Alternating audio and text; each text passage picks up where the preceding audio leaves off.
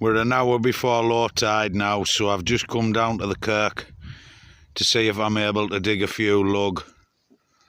It's touch and go here. Just last week the sea wasn't even dropping back enough to expose the worm beds. Looks like we might be alright today to get a few. You never get big numbers, but if I can get 10 or 15, it gets us out fishing. It's they are good worm beds, these, but the tough digging.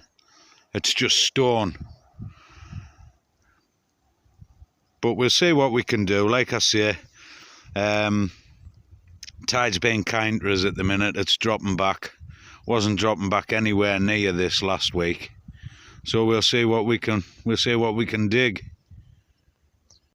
You need a stick of dynamite to dig worms here.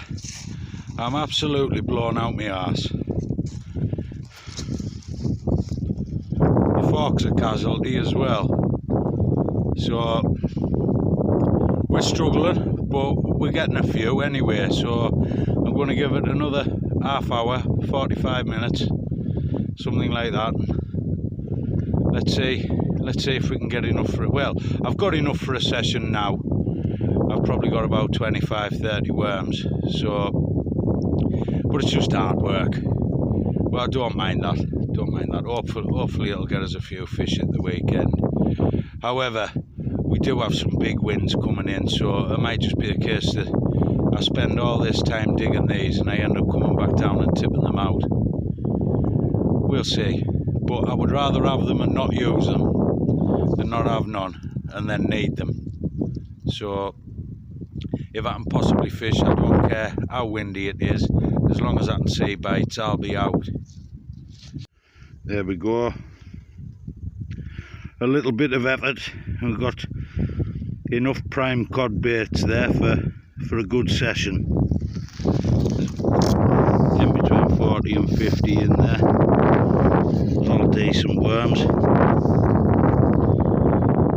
It's cost us a broken fork, mind you. I'm going to have to see if I can get a good steel shafted one. I left one when we moved here actually. I just didn't think there'd be enough space on the removals van. But it's certainly challenging. Tides have got to be right because there's very little difference between high and low tide. So depending on the state of the tide, sometimes it's dropping back to next to nothing. So collecting bait can be a bit of an issue. But next year I'll be a lot better off because I'll have all spring and summer to stock up on peeler. Worms, see, we have issues as far as get by and bait in's concerned. Obviously, I've said before, there's no tackle shops stock worm. The problem we've got with frozen worm is, by the time it gets here, it's going to be defrosted. It's probably be spoiled because it's a 12-hour ferry ride, or 14 hours depending which ferry. So that's a non-starter. I've never tried salted lug. Maybe that's something I should try. Never ever tried it. There's bound to be someone comments on with the ground being as hard as it is about pumping worm. I dig worm because I quite enjoy digging worm. Maybe I will get a pump because it is hard work here. It's like that there's a good bucket full for round here. That's very good. You can't knock that. But where I'm from in the northeast, if me and my stepfather went digging worm there, you could dig 100 worm in no time.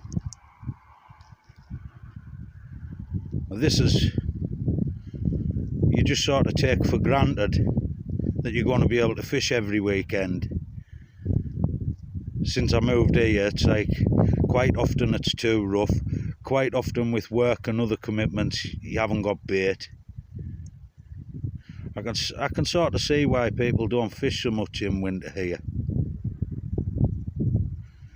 I'm not complaining though, because it's the best move we ever made. Without a shadow of a doubt, it's the best move we ever made.